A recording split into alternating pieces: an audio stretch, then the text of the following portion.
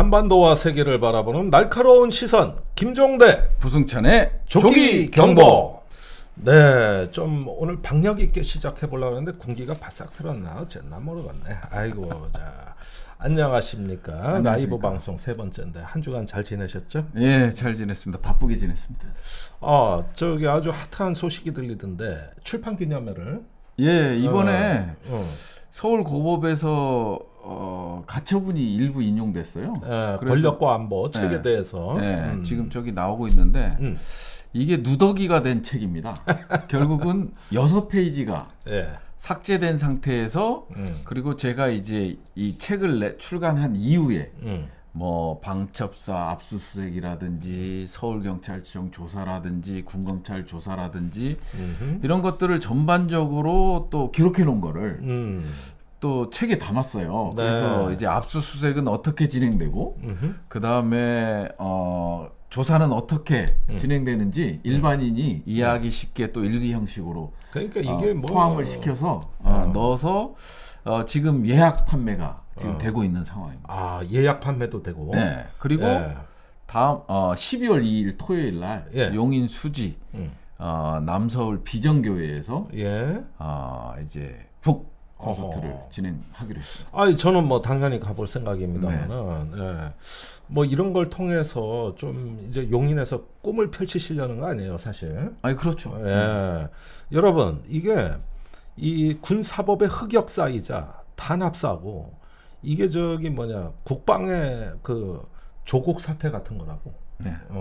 그 책은 잘 팔리는데 이 책은 어쩌는겨. 이제 문제는 그렇죠.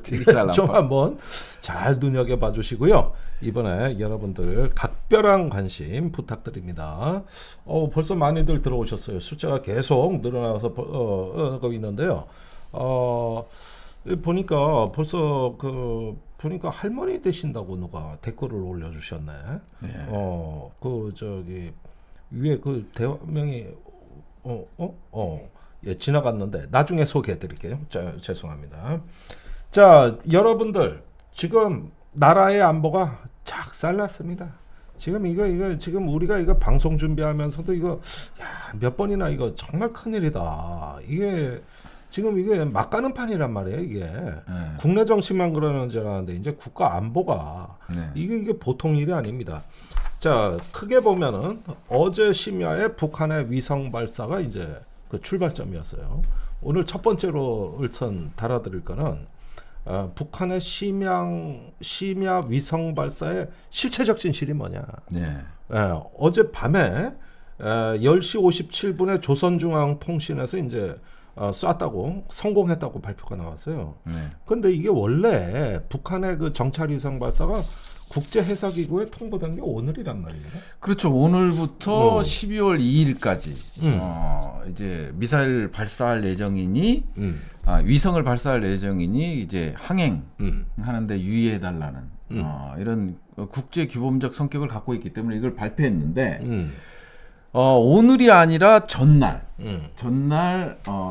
밤 10시 43분경에 전격적으로 발사를 해버렸어요. 그러니까 이제 해사기구에 통보한 거는 약간 페이크? 그럴 느낌. 이유가 있나? 왜 이렇게 교란하고 허를 찌르고 들어올까? 글쎄요. 그래서 뭐 어떤 데는 날씨 탓이다. 그다음에 어떤 언론에서는 이제 한미의 추적을 피하기 위한 전격적 발사다. 이런 분석들이 좀 있더라고요. 근데 지금 굉장히 역사적인 순간입니다, 사실은. 이 북한이 처음 위성을 발사한 때가 제 기억으로는 2009년도에 그 저기 5차 6차 회담이 열리네 만에 6차 6차 회담이죠. 그럴 때 북한이 위성 발사한다 그래가지고 그게 위성이냐 미사일이냐 난리가 난 적이 있어요. 그리고 올해 3월에 한번 발사했다가 1, 2단 로켓 분리 단계에서 폭발해서 실패했고 그 다음에 8월에 또 발사를 했어요. 그랬는데 이번에 3단 로켓에서 이상이 생겨가지고 실패했고 절치부심. 김정은이 이 정찰위성은 아주 작년부터 5대 무기 체계 일환이라 그래가지고 아주 핵심 사업이라고. 그렇죠. 직접 교실을 해주고. 이게 북한 조선노동당 제8차 당대회. 그러니까 정확한 날짜는 2021년이죠. 1월에 거기서 이제 국방발전 5개년 계획을 발표하잖아요. 네. 그래서 이제 김정은 위원장이 직접 언급한 그렇죠. 무기체계 하나예요. 예. 그러다 보니까 이제 5개년 계획이면 내년이면 2025년이면 끝난단 말이에요. 음흠. 그런데 진척되는 건 없어요. 네. 특히나 위성 같은 경우는 핵무력 건설의 가장 핵심적인 수단이잖아요. 그렇죠. 눈이 없는데 무기만 갖고 있으면 뭐해? 그러니까 이걸 어려운 말로 정찰 타격 복합 체계라고 하는 건데 예. 그 ISR 감시 예. 정찰 플러스 PGMS 예. 정밀 타격 무기 예. 이걸 연결하는 거예요. 네. 그러니까 군사력의 3대 요소는 이걸 보면 돼요. 눈과 귀가 있어야 돼. 그다음에 이 눈과 귀에서 데이터가 수집이 될 거 아니에요. 그죠? 신호가 수집되면 이것을 전달하는 신경과 혈관이 있어야 돼. 네. 이런 거 이제 지휘 C4I 죠. 통제 C4I라고 할 수 있고 네. 그다음에 마지막으로 예리한 주먹이 있어야 돼. 네. 이게 이제 저기 PGMS라고 하는 프리시스 가이디드, 예. 저기 정밀 유도, 예. 미사일 예. 이런 것들이 되는 거죠. 요 3박자 눈과 귀, 신경과 혈관, 그 다음에 펀치력. 네. 이게 군사력의 정찰 타격을 하는 이 복합체 이게 군사력의 핵심인데 이번에 정찰 위성을 쐈다는 건 뭔 얘기예요? 앞으로 보고 듣고 하겠다. 아이 그럼. 그러면 이 주먹의 신뢰성이 높아지겠지. 예. 눈 감고 막 휘두르는 게 중요하겠어. 딱 째려보고 때리는 게 중요하겠어. 이게 이제 이렇게 되니까 군사력이 있어서 상당히 중요한 어떤 그 하나의 시스템이 완성돼 가고 있는 거라고 볼 수 있어요. 그 시스템이 완성돼 가고 있는데 1, 2차 실패했을 때는 한국 합참이 합동참모본부가 이게 능력이 안 된다. 상당히 과소평가를 했었죠. 네. 근데 갑자기 몇 개월 만에 이제 과대평가를 하기 시작한 거예요. 그러니까 8월에 네. 북한이 그 쏜 미사일의 잔해가 서해에 떨어졌다고. 네. 이걸 우리 군이 수거를 해가지고 분석을 한 거예요. 맞아요. 근데 결론은 뭐냐면 야 북한 위성 가짜야. 저거 쏴서 성공해봤자 이 화질 해상도가 너무 안 좋아. 예. 그러면은 이게 최소한 미국의 최첨단 정찰 위성이 5cm급 정밀도거든요. 네. 그러니까 5cm의 물체가 하나의 점으로 보이는 거예요. 그러면 모으면 픽셀을 모으면은 제법 영상이 그럴 듯하게 나오겠죠. 근데 북한은 3m라는 거예요. 예. 그러면 정밀도가 이게 떨어져가지고 이거 군사 위성으로 효용 가치가 없다. 예. 쏠 테면 쏴. 네. 니들 가짜야. 이러면서 우리 합참이 탱자 놀았거든. 예. 별거 아니라 그랬어. 네. 별거 아니라 그랬는데 이번에는 조금 분위기가 달라요. 네. 그게 이번에 발표를 했어요. 네. 그 기자들을 대상으로 해서 이제 백브리핑이라는 사후 발사 이후에 기자와 언론 국민들한테 설명하는 자리를 가졌거든요. 네. 거기서 1, 2차 발사 결과는 인양 작업을 거쳐서 분석을 해보니 능력이 크게 높지 않다. 이렇게 평가를 했고요. 그럼 별거 아닌데. 네, 이번 3차에서는 푸틴 정상회담 이후에 발사 기술을 북러가 공조를 했고 발사체뿐만 아니라 그 탑재하는 센서까지도 위성 협력을 한 것으로 이렇게 판단된다. 그래서 중대한 위협이 됐다. 근데 제가 생각하기로는 약간 어이가 없는 게 있어요. 이 대목에서. 아니 사실은 9월 13일 날 북러 정상회담을 하고 네. 9월 말에서 10월 달에 러시아 전문가들이 넘어간 정황들이 계속해서 언론에 지난달에 보도가 됐잖아요. 근데 이 한 달 만에 그 한 달하고도 뭐 한 보름 만에 이게 발사체랑 위성체를 전부 업그레이드 시켜서 중대한 위협이 됐다는 거 아니에요? 불과 한 달 만에. 그거는 있을 수가 없는 일이에요. 있을 수 없는 얘기예요. 있을 수 없. 그래서 8월까지는 저거 하려면 해. 장난감이야. 탱자하다가 석 달이 지나니까 야 큰일 났어. 러시아. 이거 지금 북한이 정찰 이사 발사하는 거 이거 우리 중대한 조치야. 어떻게 말이 180도 바뀝니까? 그래. 그리고 10월에 러시아 기술자가 북한에 들어가 가지고 도와줬다 쳐. 그러면은 이 위성이라든가 발사체는 오래전에 설계됐기 때문에 조금 부족한 부분에 대한 기술적 조언은 가능하겠지. 그렇죠. 그러니까 그것도 도움은 된다고 네, 봐야겠지. 북한이 네? 발표한 게 있잖아요. 2단 로켓 엔진에 점화 장치가 오류가 있었고 1차. 그다음에 2차에서는 3단 로켓의 비상 폭발 그 체계가 오류가 있었거든요. 네. 그래서 이런 것들을 보완해 주는 시간으로서는 가능한데 기술적 네. 가능한데 하드웨어 전체를 보는 거는 이게 보완해 주는 거는 이 설계도 자체를 바꿔야 되는 거잖아요. 그러니까. 네, 그러면 새로 제작해야 되는 거예요. 네. 그러면 북한이 그 짧은 기간에 망치를 가지고 뚝딱뚝딱 해서 한 달 만에 만들어내는 건 불가능하거든요. 그 불가능을 뻔히 하는데 네. 뻔히 하는데 이렇게 평가가 달라졌다는 게 이게 정치적 의도가 있는 거 아니에요? 정치적 의도가 있다. 네, 네. 그러니까 네. 아니 근거를 대야 될 거 아니야. 옛날엔 위협이 아니라 그랬잖아. 석 달 전에는. 그럼 지금이 위협이라 그러면은 뭐가 바뀌었는지 근거를 대야 돼. 혹시 뭐 나온 게 있어요? 아니 그러니까 백브리핑에서 나온 게 전부가 뭐냐면 러시아와의 기술 공조 이거 딱 하나 있어요. 근거는. 아, 참나. 아니 러시아와 기술 공조를 했겠지. 그렇다고 없던 위성이 그 뭐 새로 생겨요? 그거 제작하는데도 얼마나 많은 시간이 아니, 걸리고 그럼요. 거기에다 소프트웨어, 그 센서 변환, 그 데이터 처리, 스토리지 뭐 이런 게 다 다르는데 이게 한번 우리가 알아봅시다. 위성을 발사하면 어떤 식으로 그 성공 여부를 확인하고 네. 이걸 알 수 있는지 네. 좀 보자고. 일단은 3단까지 발사해가지고 궤도에는 안착한 것 같죠? 네, 그거에 대해서는 네. 궤도에 안착한 거는 다 인정하는 것 같아요. 예, 그건 뭐 그거는 북한 자체 발표, 일본도 또 인정을 일본도 했고요. 인정한 것 같고 네. 우리 합참도 부인하지 않아요. 네. 자, 그러면 이제 위성이 그 지구 저궤도예요, 이거는. 네, 네. 군 정찰 위성은 여러분 고고도가 아닙니다. 다 저게다. 다 정지궤도 위성이나 36,000km까지 올라가지. 이런 건 한 5,600km 고도니까 지구의 낮은 궤도를 도는 거예요. 네. 그러니까 속도가 빨라야 되겠죠. 네. 그러니까 자체 엔진이 있어야 되고 네. 그 다음에 저기 수명도 짧아요. 이게 네. 고속으로 비행하기 때문에. 자, 그런데 이제 궤도에 올라갔어. 그럼 네. 어떤 절차로 이게 일단 가동하게 돼요? 궤도에 올라가는 게 가장 1차적인 거고. 1차로 궤도 이거는 안착. 확인이 워낙 쉽잖아요. 예. 그 다음에 이제 올라가면 응. 이제 위성이라는 게 혼자 할 수 없잖아요. 예. 태양 에너지를 받아야 되겠다. 태양 에너지. 그래서 이제 태양 전지판이 있어요. 예. 이게 위성이 돌려면 예. 이게 이 기능을 할 수 있게끔 태양 전지를 쓴단 말이에요.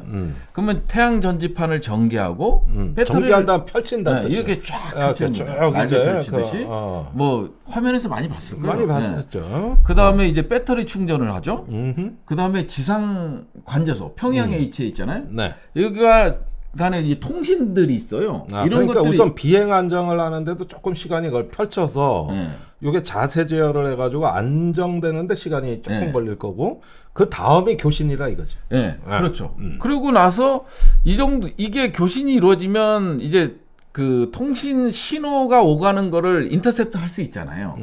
미국이라든지 뭐 네. 이런 데서 인터셉트를 하는데 그거를 이제 정보를 제공하는 데가 어디냐면 북미 항공우주방위사령부. 네, 노마드라고 예, 하죠. 예. 네. 거기 우주방위사령부에서 새로운 물체가 우주에 진입했어.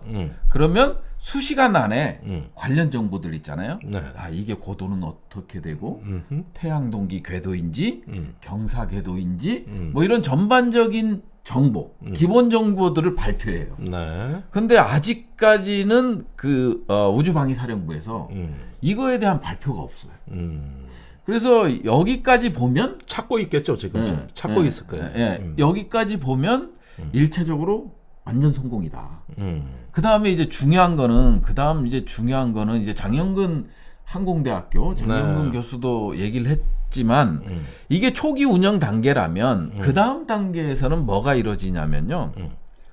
위성 플랫폼이 있잖아요. 네. 그리고 우리 센서라는 광학 카메라잖아요, 카메라. 예, 카메라. 네, 전자광학도 있을 수 있고 적외선도 있고. 레이더 광학도 있을 수 있는데 이런 센서가 설계대로 작동되는지 검증하는 작업. 검증. 네, 그리고 네. 검증하고 보정하고 그 다음에 영상 품질을 확인하고 이런 작업들이 평양 지상관제소와 위성 간에 이루어져요. 네. 이게 한 2개월 정도 걸리는 거예요. 2개월. 예, 그러니까 전체적으로 파악을 하려면 최소 2개월은 필요하다. 예. 예, 뭐 이렇게 보는 거죠. 예. 그 이제 하나의 어떤 교신의 안정성까지 네, 이게 다 그렇죠. 그 통신이 다 암호화되지 않습니까? 아니, 그렇죠. 세상, 네. 암호화될 거예요. 네, 네. 예. 자 이렇게 되면은 요건 조금 시간이 걸리는 문제인데 지금 약간 성공 실패가 불확실한 가운데 궤도까지 안착했는데 이것만 성공해도 우선은 그렇죠. 차기의 이 기회의 창문을 열어젖힌다고 볼 수 있지 않겠습니까? 예, 맞습니다. 러시아가 위성에 대한 센서 지원은 언젠가 한다고 봤을 때, 예, 사실은 이게 우리보다 한 발 앞섰습니다. 지금 우리나라가 군 정찰 위성 425 사업이라 그래요. 네. 우리가 5기를 발사하는데 제 1호기 발사가 원래 11월까지 한다 그랬는데 항상 북한하고 남한이 이게 속도 경쟁을 하는데 북한이 일단은 한 발은 앞선 걸로 네. 봐야 되겠죠. 예, 우리나라도 이제 군사 정찰 이상을 계속해서 쏘아 올리잖아요. 그래서 네. 이제 5기를 연달아 쏘아 올리는데 11월 30일 날 아마 예정됐어요. 예, 11월 30날 하나 쏘고 5기 정도를 쏘아 올려야 이 정지 궤도 위성 궤도를 돌 때 한반도를 거쳐가는 시간이 최소 2시간 간격으로 와야 된다는 거예요. 네. 그러다 보니까 빨리빨리 와야 한반도를 2시간 안에 보는 거잖아요. 그래서 이제 5기 정도가 필요한 거예요. 1차적으로 기본이. 네. 그리고 이제 수명이 한 5년 정도 돼요. 네. 5년 정도 되기 때문에 또 5년 후에는 또 새로운 위성을 쏘아 올려야 돼요. 이런 것들이 이루어지고 지금 우리도 계획대로 가고 있는데 북한이 이제 남북 경쟁에서는 이 미사일이나 위성에 있어서만큼 밀리지 않겠다. 이런 의지가 너무 강한 것 같아요. 그러니까 이게 지금 네. 남북한 간에 본격적인 속도 경쟁이 붙었는데 네. 사실 위성 성능은 나중 문제고 그렇죠. 일단 누가 쏴서 궤도에 올려놨느냐가 네. 지금은 더 급해졌어요. 네. 자 그런데 자 이거 한번 이걸 아까 보니까 갑자기 이렇게 되니까 북한 위성에 대한 180도 달라진 정보 평가 네. 위협이라고 하면서 이제 러시아를 이야기하고 있단 말이에요. 네. 그러면은 지금 러시아가 우리나라하고 여태까지 항공 우주 산업을 같이 해왔잖아. 아니 그렇죠. 지난 30년 동안. 상용 위성 같은 경우는 러시아 발사체 기술 의존도가 거의 100%였죠. 네. 네. 그러니까 우리나라 누리호, 네. 나로호 네. 다 러시아 기술. 네, 그렇죠. 네. 그러니까 저번에 올해인가요? 왜 누리호 발사 성공 축하 이벤트가 아주 뭐 윤석열 대통령이 지가 한 것처럼 네. 무지한히 우려 먹었지 않습니까? 네. 그때 뭐라 그랬냐? 한국형 발사체 우주궤도 진입에 성공했다. 네. 이렇게 얘기했는데 그 한국형 발사체는 원래 없어요. 그건 뭐냐면은 러시아가 준 로켓을 액체 연료 로켓을 리버스 엔지니어링이라 그래. 그 역설계해서 네. 우리가 그거 베껴서 만든 거거든. 아니, 사실은. 그렇죠. 네. 네, 이게 러시아가 엄청 도와줬죠. 그러니까 러시아가 30년간 네. 우리나라 방위 산업과 항공 우주 산업의 어떤 발판, 그렇죠. 일종의 어떤 도약의 발판을 놔준 거 아닙니까? 특히 군사 부분에선 더 그래요. 뭐냐면 예를 들어서 러시아가 이제 옐친, 고르바초프 다음에 이제 옐친으로 넘어올 때 우리한테 차관을 많이 썼잖아요. 노태우 정부 때 북방 정책으로 해서 이제 네. 구소련과 수교를 맺고 중국과 수교를 맺는 경협 차관 예, 예. 30억 달러 줬죠. 예, 그거를 이제 못 갚고 있잖아요. 지금도 예, 못 갚고 있다 보니까 이제 현물로 주는데 군사 분야에 있어서 상당한 도움을 많이 줬죠. 네. 그래서 우리 같은 경우는 공군 같은 경우는 이제 비행 훈련기 이런 것들을 한때 이 공군에서 현물로 받아서 쓰기도 하고. 훈련기. 예, 그 다음에 뭐 아시겠지만 K9 자주포라든지. 자주포, 네. 또 K2 흑표 전차. 네. 지금 한국 명품 무기로 왜 수출 잘 되는 무기들 있잖아요. 이거 러시아 없으면 개발 못했어. 네. 그 사격 통제 장치라든가 냉각 장치라든가 특히 미사일. 거기에 들어가는 미사일이라든가 이거 러시아 기술이야. 이거 여러분들 이거 알고 계셨어요? 우리 K 방산 무기가 러시아 기술로 이만침 지상 무기가 발전해 이제 수출하게 되는데 그걸 러시아 공격하는데 팔고 있어요.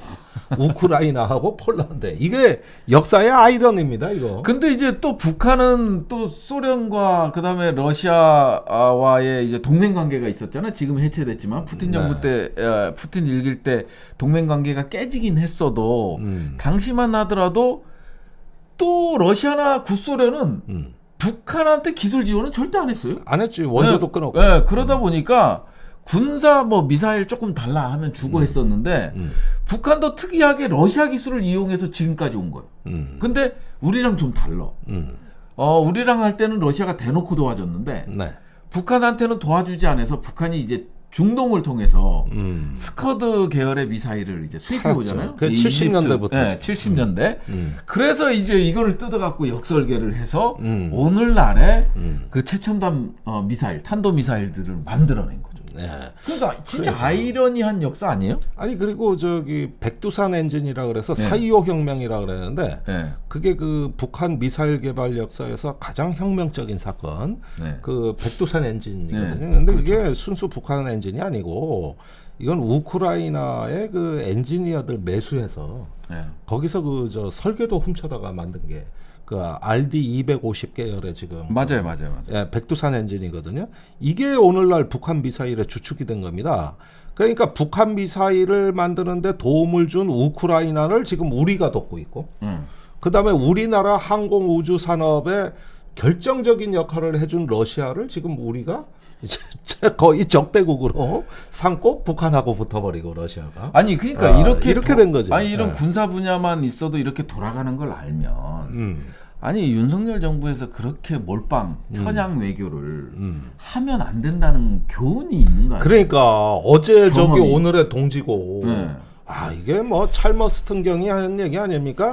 국제사회에 영원한 동지도 영원한 적도 없다. 네. 오직 영원한 것은 국익이다. 네. 참 그 말이야죠. 현실주의. 아니 그러니까 이게 보면 우리가 정말 이 미련한 게 우리가 진짜 편향적으로 몰빵 외교를 하다 보니까 나타나는 게 일단 우리가 중국을 패싱하는 게 아니라 중국이 이제 우리를 패싱해버리는 그렇죠. 이런 것들이 나오고 있고 그다음에 이제 또 푸틴이 트럼프가 이제 또 알겠습니다. 이기 가면 큰일 되는 예. 자 그러면은 우리가 한 발은 뒤졌지만 우리 지금 정찰 위성 발사가 이게 어떻게 되는 거냐? 이번 달 30날 정도 발사한다는 거죠. 예, 지금 현재는 30날로 지금 추정하고 있습니다. 근데 러시아가 이번에는 안 도와준다고 우리 정찰 위성 발사를. 그럼 어떻게 하겠다는 얘기냐? 과거 같으면 우리가 러시아하고 협력해서 할 거라고. 예. 근데 지금은 러시아가 북한에 붙었어. 그러니까 이제 어떻게 되느냐? 우리가 발사할 능력이 안 돼. 그래서 미국의 반덴버그 공군기지에 가서 일론 머스크의 스페이스X 잘 아시죠? 거기에 펠컨 9이라는 정말 유명한 로켓이 있어요. 이건 로켓의 혁명을 불러일으킨 건데 아 그렇죠. 뭐냐 하면은 그 저기 로켓 재사용 우주로 간 로켓이 되돌아와서 다음번에 또 올라가. 이걸로 일론 머스크가 그 킬로그램당 운송 비용을 2,200만 달러까지 줄였다는 거거든요. 어마어마하게 비용을 뭐 3분의 1 이하로 쓰고 있거든요. 야 이런 로켓이 있어요. 가장 화면에 확실하게 지금 나오고 있는데 좀 신뢰할 만한 검증된 미사일이니까 저기다가 한국 정찰 위성을 실어가. 그래서 미국이 대신 발사해준다. 일론 머스크가 이 얘기입니다, 여러분. 미국은 그래도 저런 건 잘해줘요. 기술을 안 줘서 그렇지. 그러니까 기술을 안 줘. 우리가 뭔가를 뜯잖아요. 뭐 이제 F-15이 뭐 이렇게 저 레이더 관련된 걸 뜯으면 바로 감사 들어오고 기술 이전과 관련돼서는 상당히 제한을 많이 받거든요. 네, 그런데 비해서 러시아는 사실 자 미국하고 러시아만 놓고 한국에 대한 군사 기술 지원 분야에 있어서는 러시아가 더 역할이 많았죠. 알겠습니다. 자 이렇게 긴장이 조성되는데 이제 본격적으로 더 중요한 얘기 곧 나갑니다. 광고 듣고 오겠습니다.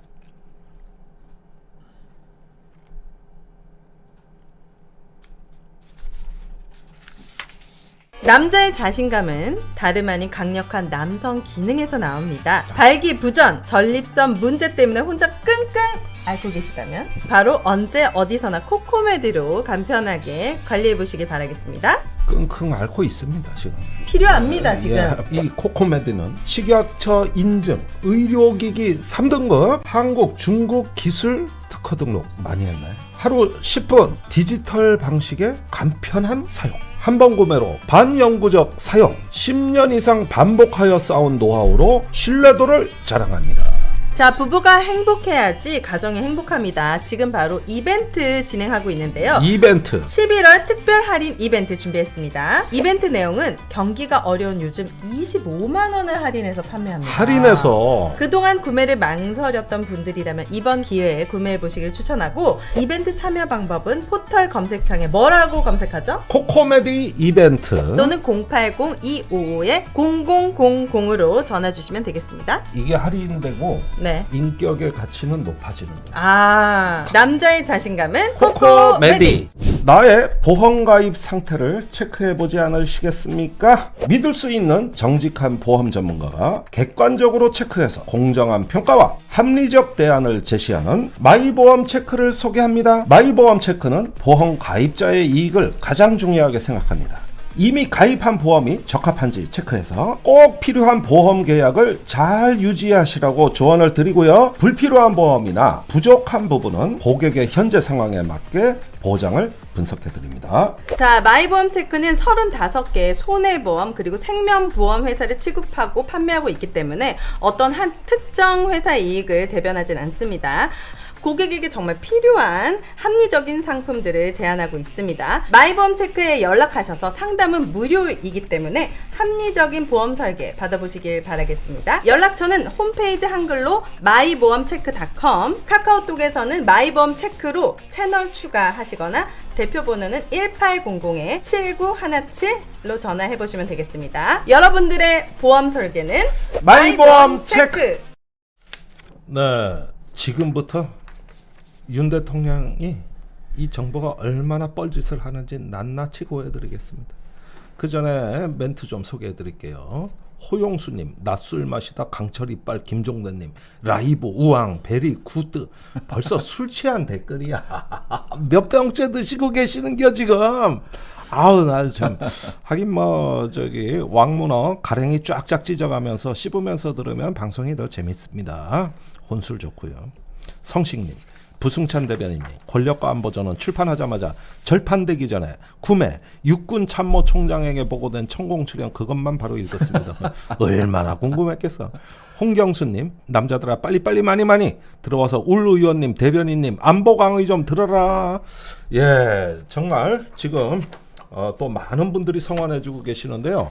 그 웬만하면 매불소 수요일 날 들어가지 마시고 이거 보세요. 그거 녹화예요. 라이브 아니야. 수요일은 그 수요 난장판 녹화라고. 그러니까 라이브는 우리 쪽으로 수요일은 오셔야 돼.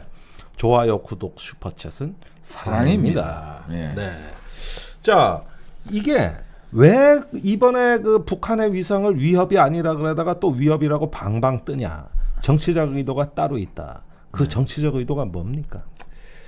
실질적으로 가장 단순하게 봤을 때 9.19 군사 합의는 엄연히 얘기해서 군사적 접경 지역에서의 군사적 우발적 충돌 이거를 막기 위해서 가장 기초적인 합의서잖아요. 재래식 분야. 네, 재래식 분야. 근데 이제 여기에 정찰 위성은 없어요. 맞아요. 그러니까 상관이 없는 거예요. 네. 그리고 상관이 있다면 저는 정찰 위성보다는 얼마 전에 쏘아 올렸던 미사일들 있잖아요. 뭐 많았죠. 네, 잠깐 뭐 보여줄 수 있나요? 네, 얼마 전에 우리 올해만 해도 상당히 많은 미사일들을 쏘아 올렸잖아요. 예. 공중 폭발도 시켜보고 이런 단거리 탄도 미사일, 한반도 한국의 위협이 되는 미사일 발사들이 이루어졌거든요.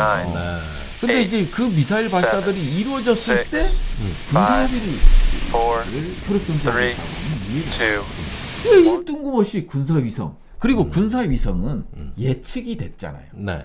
북한이 발표했고 그러니까 1차 했고 2차 했고 그 다음 3차가 또 예측이 다 된 사안인데 뜬금없이 군사정찰 9.19 군사합의서의 내용에도 없는 군사정찰 위성에 대해서 쐈으니 갖다 붙여. 9.19 효력정지하겠다. 상관이 전혀 없는 거죠. 그러니까 군사 정찰위성 쏠 때만 기다리셨구만. 네. 이거 무력화하려고. 아니 그러면 저기 보이는 7월 뭐 19일부터 쐈죠. 22일 날 그 올해 전에는 많이 쐈어요. 24일, 8월 30, 9월 2일 이렇게 단거리 탄도 미사일 일본의 위협도 아니에요. 다 우리 위협인데 그리고 뭐 전술핵 테스트도 하고 그땐 가만히 있어놓고. 네. 그리고 올해 그 초에 그 저기 봄이 될 무렵까지는 우크라이나 전쟁 실전보다 북한이 쏜 미사일이 더 많았습니다. 네. 허구한 날 하루에 몇 발씩 쏴댔어요. 그리고 군사 합의서를 굳이 검토하려면은 그 중에 단거리 미사일이 울릉도 쪽으로 한번 날아간 적이 있었고 네. 맞아요. 포항 앞바다에 떨어진 적이 있어요. 그래서 우리도 현문 미사일 대응 사격했다가 뒤로 날아온 거 아니야? 네. 아군을 선제 타격해 버린 거 아니야? 윤 대통령이. 아니 그 다음에 이제 공중에서 이제 공대지 미술도 쐈죠. 네. 항공기를 이용해서. 예, 그것도 있고 네. 드론도 넘어왔고 네. 그건 작년 12월이죠. 네. 그때는 군사 합의 얘기 뭐 무력화한다, 파기한다 이 얘기 못 하더니만 왜 아무 상관이 없는 걸 하는데 이제 들어오냐 이거요. 아니 이제. 근데 이게 정치적 의도라고 볼 수밖에 없는 게요. 네. 뭐냐면 사실은 이게 이 윤석열 정부가 내세울 게 아무것도 없어요. 그러니까 자꾸 우리가 뭘 쏜다 하니까 바다 20님이 US 49.99달러를 슈퍼챗을 쏘잖아. 아 감사합니다. 그러니까 야. 뭘 쏜다 그럴 때는 이런 게 중요한 거야. 이런 게. 맞아요. 아 너무 감사합니다. 네. 저런 거는 계속 맞고 싶어요. 아이 감사드리고. 예, 감사드립니다. 그래서 이게 상당히 정치적 의도가 다분하다. 한반도에 한국에 직접적 위협이 되는 미사일을 발사했을 때는 침묵으로 일관하다가 이제 와서 9.19 군사 합의를 걸고 들어가는 게 정치적 의도가 명확하다. 네. 우리가 흔히 생각하는 안보 딜레마. 이게 안보 딜레마라는 표현이 어려운 게 아니잖아요. 저쪽에서 뭘 하면 우리는 이쪽에서 또 상대방이 이렇게 대응해 좀 더 세게 그러면 또 이쪽에서 세게 대응하는 거 또 세게 대응해 네. 이렇게 해서 위기가 고조되는 게 그 늪에서 빠져나오지 못하는 게 안보 딜레마라고 하잖아요. 네, 우리가 그렇죠. 흔히 대응의 맞대응이 계속되는 거 이게 안보 딜레마인데 지금 9.19 군사 합의 무력화를 했다 그랬을 때 과연 손해보는 쪽은 누구냐. 네. 저는 당연히 한국이라고 봐요. 그럼 왜 왜냐하면 그러세요? 북한이 여기서 대응을 할 거란 말이에요. 이거 안 할 리가 없어요. 북한은 또 자존심 갖고 먹고 사는 나라잖아요. 어떤 대응이 있을까요? 아니 그러면 자 우리가 이제 한반도에서 1조 사망이 이제 비행금지 구역이에요. 비행금지 구역 자체를 이제 효력 정지를 하겠다라는 거 아니에요. 네, 1조 사망 지금 나갑니다. 예, 예. 보시는 바와 같이 1조 사망은요. 쌍방이 군사분계선 상공에서 비행 적경 지역에서 비행을 금지하자라는 거예요. 그렇습니다. 근데 이제 뭐 고정익이다 뭐 이런 거 알 필요는 없는데 이 서울이 근접한 데는 비행 금지 구역을 넓게 잡는 거예요. 40km 정도. 40km 정도 잡고 그 다음에 동해 쪽은 이제 산악 지역이니까 20km 정도 잡는 거예요. 그래서 여기서 뭐 정찰기라든지 뭐 헬기라든지 전투기라든지 드론이라든지 이런 것들을 비행 금지를 적경 지역이니까 제한시키자. 네. 이 논리에서 이거를 효력 정지하겠다라는 거거든요. 그러니까 군사 합의서 전체가 무력화되는 게 아니라 1조 사망을 국무회의 열어서 요걸 부분적으로 무력화하겠다. 이거 저 발표됐어요. 왜 네. 이거냐? 왜 1조 사망이냐 했더니 거기가 정찰 위성을 쐈기 때문에 우리도 군사 합의서상에 정찰을 할 수 있는 제한하고 있는 걸 풀어야 된다. 그래서 1조 사망을 풀었다는 거예요. 아니 어떤 상대방하고 무슨 합의서를 체결했는데 한두 조항만 무력화하겠다. 이걸 북한하고 상의 없이 협상의 상대였잖아요. 네. 일방적으로 요것만 무력화하게 뭐 다 그럼 엿장수 마음대로요? 그러면 북한이 이런 거 그것만 무력화하고 나머진 그러면 놔두자 이럴까? 그럴 리가 없잖아 이게. 아니 그래서 예. 이게 사실 9.19 군사 합의 이 무력화 1조 사망을 보면 결국은 제가 봤을 땐 이게 두 가지 의도가 있는 걸로 보여져요. 하나는 이제 총선의 이제 안보와 관련된 북한을 자극해서 이제 과거에 이제 북풍 사건도 있었습니다만은 안보를 가지고 이슈화를 하겠다. 그래서 총선에 활용해야겠다 하나가 있고요. 또 국방부 입장에서는 사실 이 드론 사령부를 창설했잖아요. 네. 이게 뭐냐면 정찰 위성이 비행 금지 구역을 설정했다고 해서 우리가 손해 보는 건 없었거든요. 표적들을 탐지를 못하거나 이런 게 없었어요. 다른 대체 수단이 예, 많아요. 대체 수단이 있고 거기다가 작전 계획을 반영하고 그래서 그건 누가 판단한 겁니까? 합참에서 그게 판단했죠. 합참에서 문재인 정부 때 작전 요원. 합참에서 이거 지장 없습니다. 9.19 비행금지 구역해도 우리 괜찮습니다. 이렇게 아니, 했다 이거죠. 그런 사람들이 작전본부장, 연합사 부사령관 가고 각군 총장 가고 합참의장으로 와 있잖아요 지금. 그러면 군이 괜찮다 그랬어. 네. 그런데 지금 드론을 꼭 띄워야 되겠다. 이 이게 얘기예요. 뭐냐면 어. 특정군의 이기주의도 하나의 의도가 있는 거예요. 사실은 드론 같은 게 정찰 휴전선에서 정찰로서의 기능이 상당히 평시에는 약해요. 네. 전시가 되면 전술을 많이 하잖아요. 전술 막 제대 간 싸움이라든지 이런 걸 찍어야 될 거 아니야. 네. 탐지를 해야 되고. 그러면 전시가 됐을 때는 드론이라든지 이런 저고도에서 임무를 수행하는 것들은 괜찮죠. 근데 평시에서 정찰 임무를 수행하는 데 있어서 한국이 손해보는 게 전혀 없어요. 그거를 다 합참해서 작전에서 분석을 했고. 분석하고 네. 판단을 해서. 근데 왜 갑자기 뜬금없이 이걸 하느냐. 그러니까 이것 때문에 합참 그 군 대장 인사 물갈이 했나 봐. 싹 내보내려고. 그래서 완전히 이제 문재인 정부 때 중장 이상 진급장 지금 한 명도 안 남아 있습니다. 이번 인사에서 100% 물갈이 해가지고 합참의장 시킬 사람이 없어가지고 해군 작전사령관 하다가 말고 1년도 안 돼서 의장 시킨 거 아닙니까? 이런 사상 초유의 인사가 벌어지니까 그 다음부터 9.19 합의가 본격적으로 무력화되기 시작했어요. 군이 이렇게 일관성이 없으면 정권에 따라 말 바뀌는 군이라면 어떻게 국민이 믿고 삽니까? 그래서 이게 도대체 양심이 있어야지 좀. 지금 양심이. 국방부에서 운영하고 있는 TF가 전부 TF장이 육군 중심이잖아요. 타군은 하나도 없고. 그래서 육방부라는 얘기가 나오고 있고 언론을 통해서 공개도 됐죠. 그다음에 국회에서 지적도 있었고. 그다음에 이번에 1조 3항을 파기한 거는 결국은 한국이 정찰 부분에 있어서 손해보는 게 없는데도 불구하고 이게 이루어진 거란 말이야. 네. 그러면 이제 드론 쪽을 키우겠다라는 거예요. 예. 평시에 실질적으로 정찰의 역할을 못하는 비행금지 구역과 상관없는 이런 부대들을 키우겠다는 거거든요. 네.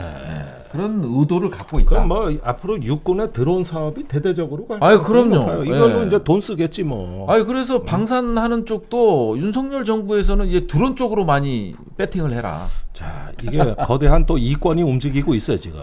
그래서 우리나라 지상군 육군이 공중 작전에 대해 공군의 주도권을 배제하고 육군이 드론을 앞세워서 우리나라 공역, 공중 작전에 대해 자기들이 헤게몬을 잡고 싶은 거야. 이 전쟁은 벌써 10년이 넘은 전쟁이에요. 그래서 우리 드론 띄워야 되니까 그 공군은 비켜라. 그리고 공군의 전투기도 육군의 미사일처럼 써먹겠다.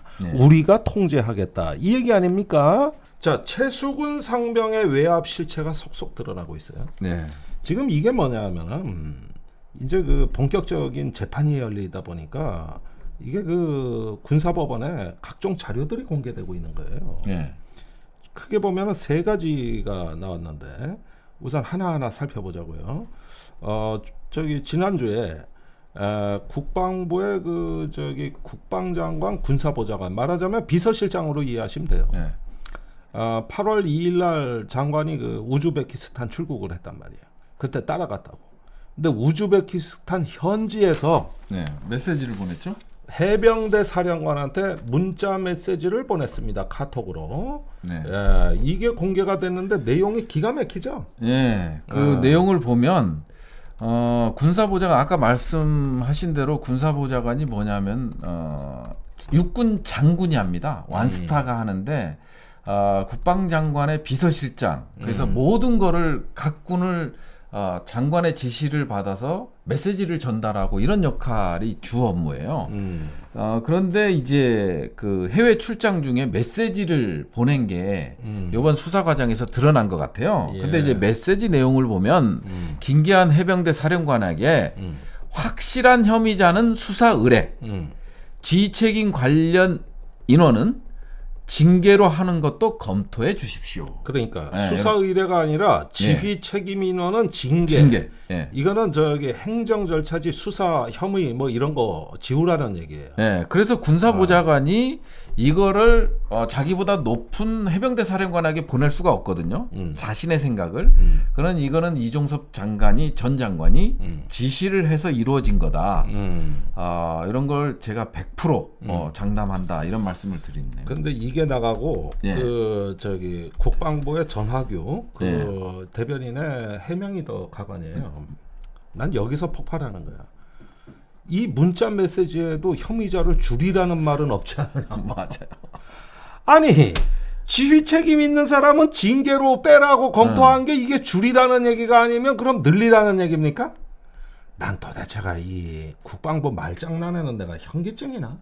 근데 솔직히 얘기해서 군복을 입고 있고 그 급류에 휩쓸릴 당시에 현장에 있던 지휘관들 아니에요. 확실한 혐의자는 네. 제일 고생한 말단 지휘관들 아니에요. 걔네들은 수사 의뢰해라. 네. 야, 이게 누가 전시가 되면 누가 명령에 따르겠습니까? 그러니까 네? 도대체가 그리고 이런 말장난으로 국민을 속이려고 그래. 국민 수준을 어떻게 보는 거야. 네. 자, 여기 또 하나 정황이 이제 또 나왔습니다. 그 다음 뉴스. 네. 요거는 이제 이번 주에 한겨레 등에 보도된 건데 국가인권위원회라고 있어요. 네. 여기에 군인권보호관이라고 있어. 이게 뭐냐면은 저기 이해람 중사 그 사망 사건이 있고 나서 민군 합동위에서 군 인권보호관을 네. 국가인권위원회에 두기로 했어. 네, 맞아요. 이래가지고 김용원 그 군 인권보호관 상임위원 또 저기 인권위의 상임위원이 임명이 되는데 이 사람이 윤석열 대통령이 임명한 사람이에요. 그랬는데 무슨 일이 일어났느냐? 이게 처음에 그 박정훈 대령을 항명 수계로 수사하던 8월 2일 날 국가인권위원회가 아주 태도가 바람직했어요. 맞아요. 엄청. 즉각 이첩해라. 이러면서 저기 이 박정훈 대령에 대해서 강하게 저기 인권 어떤 거 단체답게 옹호를 했다고. 근데 이상한 일이 일어나. 그리고 나서 그러면은 군 인권 그 위원회를 소집을 해야 되는데 인권보호위원회를 소집해야 돼. 왜냐하면은 군인권센터가 박정훈 대령 긴급 구제 신청을 국가인권위에 진정을 냈거든. 그러면 빨리 소집을 해서 이 수사에 개입을 해야 되는 건데 어쩐 일인지 소집하지 않아요. 그러면서 이제부터 이 인권위 보호관이 말을 다 뒤집어. 맞습니다. 완전히 이제 국방부 편을 들기 시작한 정말 하루아침에 태도가 싹 바뀌거든. 네. 그런데 한겨레 신문 보도에 따르면 이렇게 태도가 싹 바뀌기 전에 이 김용건 인권보호관이 이종석 국방부 장관하고 통화를 했다는 거예요. 그래, 통화를 했던 사실이 밝아졌는데 통화 내용이나 기록은 공개할 수 없다. 아니 국회 나와서는 통화한 사실을 시인하면서 그 통화 기록을 그러면 제출해 줄 수 없느냐고 민주당 의원이 얘기하니까 제출하겠습니다. 국회에서 제출하겠습니다. 하겠습니다. 이랬다가 가만히 생각을 해보니까 말실수야. 은폐해야 되는데 그걸 괜히 제출한다 그랬어. 그래서 말을 번복해. 특정이 어렵다. 이게 무슨 소리냐. 통화 기록 제출해봤자 어느 번호가 이종석 국방장관 전화한지 나는 모르기 때문에 모르는 번호까지 다 제출할 수 없는 거 아니냐. 그거야 자기가 시간대를 맞춰 찾아보면은 나오는데 요게 이종석 국방장관 전화다 이러면 되는 거를 이 자체를 이제는 은폐하려 보니까 말을 바꿔. 그래서 제출 못하겠다. 이거 뭐요? 이런 사람들이 국가 인권 보호 안 되는 거야? 이런 사람들이 군 인권 보호 안 되는 거야? 에이끼 이 사람아 저기 진짜 아들 손자한테 부끄러운 줄 아셔 이 사람아. 말을 해도 거짓말을 국회 가서 지가 하겠다 그래놓고 그래. 이제 와서 이거 말 바꾸려 그러니까 도대체 그 자리에 앉아 있는데 목구멍으로 밥이 넘어가? 이런 거짓말을 하고 있어요. 이런 거짓말을. 이것도 외압 의혹. 그러니까 이종석 국방장관이 개입한 두 번째 정황이에요. 세 번째가 또 있어요. 법무관리관이 또 군검찰 조사 과정에서 네. 진술서의 내용이 일부가 공개됐어요. 근데 이 법무관리관이 박정훈 단장한테만 전화한 게 아니었어. 조사본부의 재검토가 이루어질 당시에 박정훈 단장한테 했던 얘기를 똑같이 한 거예요. 어디다가? 어디다가? 조사본부에다가. 조사본부에다. 혐의 내용, 네. 혐의자, 아. 죄명을 빼고 검토해라. 장관 지시고 이 사실을 조사본부와 공유했다라는 진술을 했다는 내용이 이제 드러난 거죠. 그러니까 요걸 내가 조금 설명해드리면 네. 박정훈 대령이 이제 해병대 사령관하고 얘기를 했어요. 아니 우리 자꾸 뭐 누굴 넣으라 빼라 이러는데 그러면 수사권을 국방부에서 가져가십시오. 해병대 낀 걸 이걸 회수해서 그럼 국방부의 군사경찰이 조사본부야. 조사본부에서 수사권 차라리 가져가 니들이 직접 처리해 이랬는데 조사본부가 안 받았어요. 그것도 국방부 장관이 해병대 수사단을 무릎 꿇리려고 하다 보니까 니들이 해 이러는데 지시를 안 들었다는 거지 이제. 그래서 박정훈 대령이 이 건이 된 다음에 조사본부가 재조사에 착수했어. 그랬는데 첫 보도가 어떻게 나왔는지 알아요? 이게 기가 막히게 나와요. 박정훈 대령이 수사한 게 100% 맞고 오히려 해병대 임성근 1사단장이 그 지휘권도 없는데 현장에 가서 무단으로 지휘한 직권남용을 추가해야 된다. 이래가지고 1사단장의 오히려 혐의를 더 키웠어. 여기까지는 일단 좋아. 외압은 그 다음에 들어간 거야. 이게 8월 9일로 보이는데 네, 8월 9일. 이때는 뭐냐면은 이제 조사본부도 못 믿겠어. 그러니까 이제 난리가 난 거야. 국방부가 조사본부가 더 센 조사를 하는 거 아니야? 그러니까 멈춰. 니들 즉시 멈춰. 이래고 국방부 장관이 유재흠 법무관리관, 국방부 법무관리관으로 하여금 아예 조사본부에 지침을 줘라. 아예 이제 두 번째 외압이 들어가는 거지. 이제 그 해병대 수사단의 외압을 행사하다 안 되니까 조사본부에다가 두 번째 외압을 행사한 이 기록이 나온 거야. 이게 진술이 뭐라 그랬냐? 수사 가이드라인에서 혐의 사실은 다 빼라. 다 빼라. 이렇게 군 수사기관에 시켰다는 거 아닙니까? 이건 뭐냐면은 임성근 한 명을 보호해 주려고 하다 보니까 이거 혐의 사실이 자체가 들어가면 안 되거든. 아니 그런데 경찰이 이첩을 하려면 혐의 사실을 적시하게 돼 있거든. 근데 혐의 사실을 다 빼라. 이렇게 한 거야. 아니 그러니까 그 동안에 이제 박정훈 단장 이전에는 6건에 대해서 경찰로 이첩한 거는 이런 논란도 없고 혐의 사실, 혐의 내용, 그 다음에 이제 혐의자를 다 넣었잖아요. 그래서 이제 보내줬는데 왜 이 박정훈 단장만 이렇게 됐느냐? 이게 그 실체가 이제 낱낱이 드러나는 거예요. 낱낱이 드러나는 거예요. 네. 자, 증거가 차곡차곡 쌓이고 있습니다. 매일 한 건씩 이번 주에 폭로됐어요. 이러고도 지금 버티고 있습니다. 이 외압 세력이 지금도 진실을 은폐하면서 이 피해자를 만들어 나가고 있는데 솔직히 말해서 여기 있는 부승찬 그 전 대변인이나 저도 피해자예요. 우리가 천공 때부터 저 고발 또 당했어요. 그거 말고도 지금. 그러니까 김용영 경호처장한테 한번 죽을 때까지 싸워보자고 누가 이기는지. 지금 군사법질서로 인해서 피해자가 신원식 국방장관이 또 7명 고발했습니다. 그 신원식 국방장관 중대장 시절에 박격포 쏴서 병사를 사망케 했다. 이걸 증언자가 지금 계속 나오고 있는데 그 증언자 국가군의문사 진상조사위원회 조사관 옛날 부하 증언자 다 고발했어요. 7명을. 야 어떻게 전우를 고발하죠? 그러니까 이런 거야 이런 거. 참 이게 이번에 제가 경호처장한테 고발당한 거 육군 17사단 사건, 그 다음에 중대장 시절에 신원식 사건, 그 다음에 이번에 해병대 최수근 사건까지 본질은 똑같아요. 책임은 부하에게, 공은 나에게. 사건 수사 들어가면 수사는 내 맘대로. 이거 아닙니까? 진짜 어떻게 변하지라고 똑같습니까? 그래? 예나 지금이나. 참내 이거 개탄을 금할 수가 없어. 한마디 하세요. 제가요 정말 우리 이번 사건 최수근 상병의 사망 사건을 보면서 이 처리 과정을 보면서 진짜 군 검찰 평시 군사법원법 없애는 게 맞다. 네. 군복이 그러니까 군에 사법권을 주면 안 돼.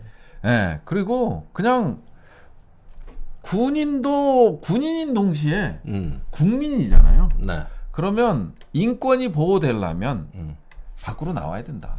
민간에서 해야 된다. 군복 제가 얼마 전에 저 부서원이 기소돼서 거기 증인으로 갔다 왔잖아요. 예. 부서원은 20년 넘게 군생활에 자기 생존과 걸려 있는 걸로 억울한 걸로 기소돼서 앉아 있잖아요. 검사들은 그 젊고 어린 검사들은 어떻게 하는지 알아요? 희닥거려요. 네. 그 인생을 걸고 희닥거려요. 앞에 앉혀 있는 사람에게 썩소 날리고 말 안 되는 소리하고 웃고, 예? 그러니까 군복 입고 있는 사람들은 다 저럴 거 아니야. 그러니까. 예? 억울하고 피해를 봐도 죄송합니다, 잘못했습니다. 그래서 민간인인 제가 군사법원에 가서 그 분위기를 보니까 이 군사법제도 개혁은 반드시 이루어져야 된다. 그러니까 사법 권력이 타락하면은 지금 수원지검에서 일어나는 이정섭 수원지검 2차장 검사, 이재명 대표 수사하는 담당 검사자, 차장 검사죠. 지금 동생 마약에다가 수사방해에다가 이거 현행범을 체포 못하게 하나죠. 현행범의 공범이라고 이 사람 마약 사범에. 이런데도 지금까지 윤석열 대통령 측근이라는 이유로 호가호위하고 경찰에 직권남용했어요. 그거 넘어간 거 처남떼기 고발에서 처음으로 진실이 알려져 검찰 민낯이 드러나고 있습니다. 도대체 이 검사 권력이라는 건 통제받아야 될 집단들이 어느 날 자기가 권력자라고 착각하니까 숭어가 뛰니까 망둥이가 뛴다고 민간 검찰의 이 못된 짓거리를 지금 군 검찰이 배웠어요. 똑같이. 아니요, 배운 게 아니에요. 군 검찰은 더 심해. 더 심해? 네, 왜냐하면 군복 입고 있는 군인들은 저항을 못하거나 방어권 행사를 못해요. 그러니까 그게 재판장에서 딱 느껴지더라고. 방어권 행사를 못한다. 딱 느껴져요. 야, 니네는 내가 한번 구형 때리면 가는 거야. 이거예요. 그리고 진짜 이 피고인하고 그 다음에 이제 검사를 보고 있는데 야, 공판 검사를 둘을 딱 놓고 제가 이렇게 객관적으로 볼 거 아니에요. 네. 한쪽에서는 너무 표정이 안 좋고 왜냐면 자기 인생이 걸린 거잖아요. 또 한쪽에서는 희닥거리고 있고. 여유만만 권력자의 행태입니다. 그래서 진짜 외부로 이 군사법원과 관련된 게 외부로 자꾸 노출이 되고 하면 관계가 없어요. 그러면 이제 계속 언론도 취재하고 할 텐데. 재판장 가보면 알겠지만 딱 피고인하고 재판장하고 검사만 있어요. 변호인하고. 거기서 무슨 재판이 돼요. 인권이 유린되고.